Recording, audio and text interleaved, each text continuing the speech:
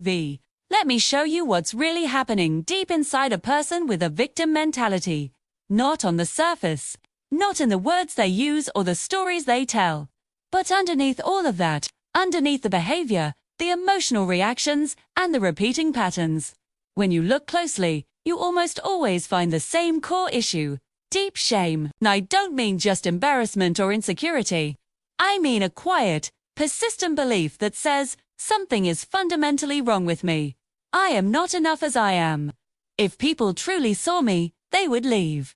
This belief lives so deep that the person often doesn't even notice it's there. It just works in the background, shaping their choices, their reactions, and their relationships. People with a victim mentality often don't feel worthy of love just by existing. Deep inside, they believe love has to be earned. This isn't a conscious thought, but a deep-seated feeling. Because of this belief, their relationships start to revolve around one thing: trying to be lovable. Love slowly turns into a transaction. Their inner monologue sounds something like this: if I do more, I'll be loved. If I give more, they'll stay. If I sacrifice myself, I'll finally be chosen. If I just tolerate this, I will be enough.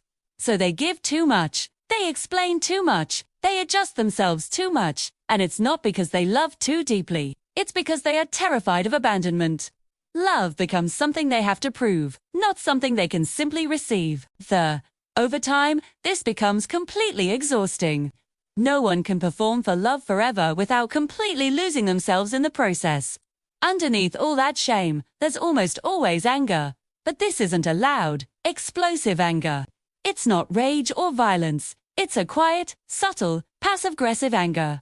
It shows up as resentment, as withdrawal, as sarcasm, or as emotional distance. Sometimes, the person might even believe they're not angry at all.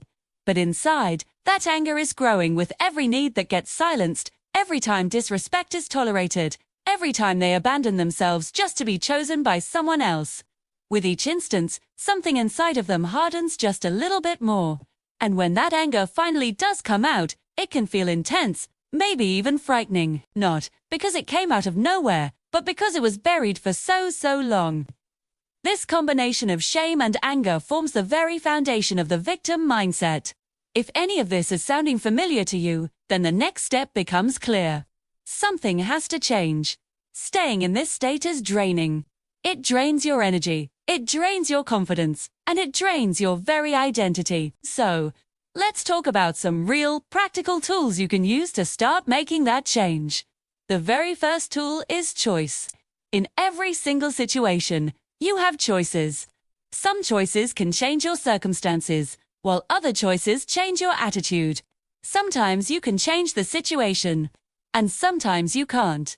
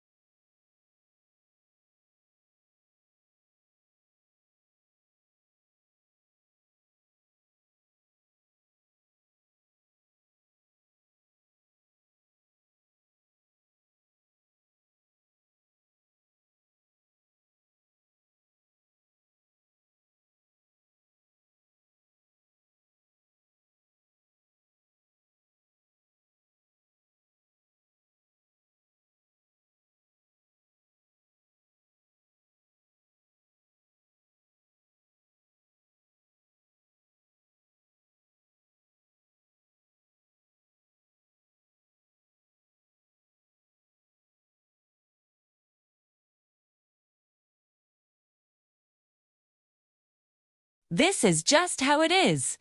Self-pity freezes you in place. Self-compassion, on the other hand, sounds very different.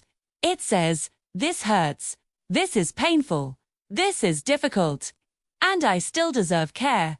Self-compassion acknowledges the pain without becoming it. Then, it asks a crucial question.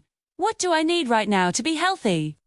Another necessary step is to stop seeking pity from others. This doesn't mean you have to be silent or isolated. It means refusing to perform your suffering just to get validation. When you use your pain to get attention, it locks that painful identity in place. True healing requires some privacy. You have to stop advertising your wounds and start tending to them. Next comes honesty. And I don't mean blame or shame. I mean clarity. Staying in a painful situation is often not about love. It's about a fear of abandonment.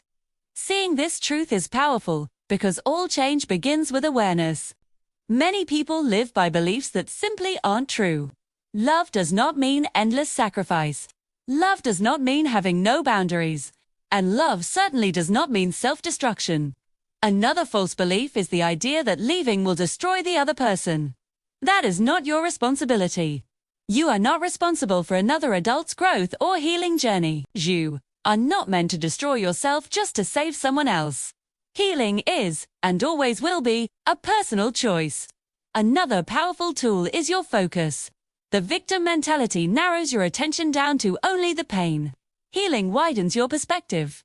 Start to notice what's stable in your life. Notice what's working. Notice what's good.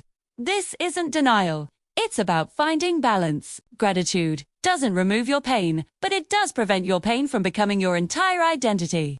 And finally, we arrive at the most important shift of all. You may have been a victim once. That experience was real. But you do not have to remain one. You are a survivor. A survivor chooses growth. A survivor chooses clarity. A survivor chooses life. The past becomes your fuel, not your prison. And that is where real, lasting change begins. Thank you so much for watching. If this resonated with you, please consider liking and subscribing for more content to help you on your journey. Take care.